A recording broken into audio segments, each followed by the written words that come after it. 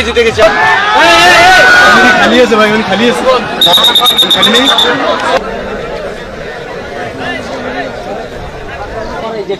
না না ওটা নাই ভাই, আমি কোনটা বলছিলাম আপনাকে, একটা সাইডে ঘুরে দিতে হবে, এটা বলতে পারেন না।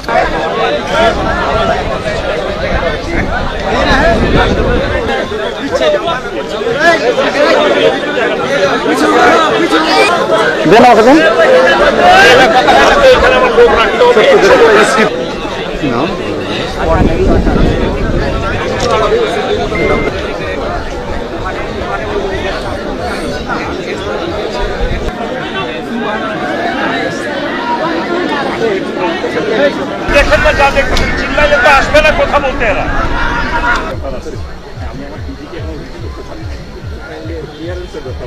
ওরা ফংশন করলে আপনারা ফংশন করলেন বর্ডারে আপনার যে দেশের বিজিবির মধ্যে চরম উত্তেজনা, বেড়া নির্মাণ,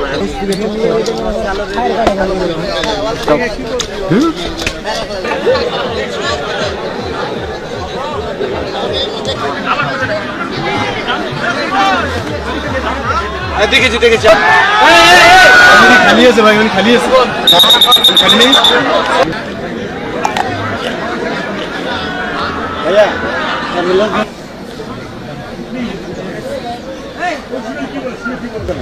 এবার নেন আপনার অফিস তো, আপনার তখন চাইবে ফুটেজ চাইবে, আমার 2-3 যাওয়ার পর যায় না।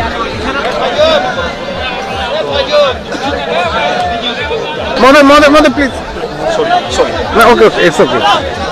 আমাদের একটু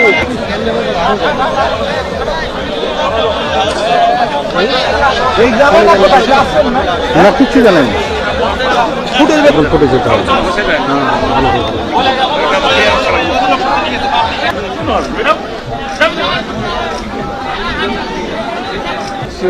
এই রোডটা কি আগে থেকে ছিল?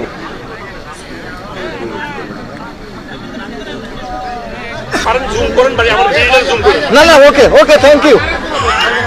এই বেশ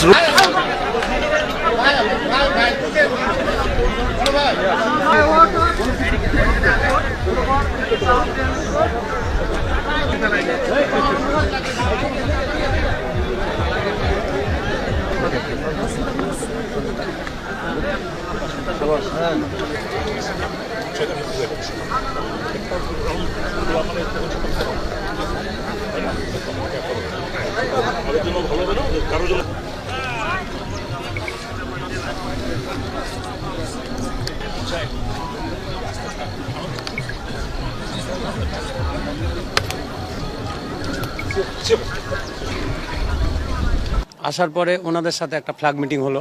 ফ্ল্যাগ মিটিংয়ে ওরা প্রতিশ্রুতি দিল যে আমরা এ কাজ আর করবো না, যেহেতু নো ম্যানস ল্যান্ড, অর্থাৎ যে পিলারটা আছে এই পিলার থেকে আমাদের ওরা যে তারটা দিচ্ছে সেখানে মাত্র কোথাও 30 গজ, কোথাও 40 গজ, কোথাও 50 গজ। আন্তর্জাতিক আইন কিন্তু সেটা বলছে না।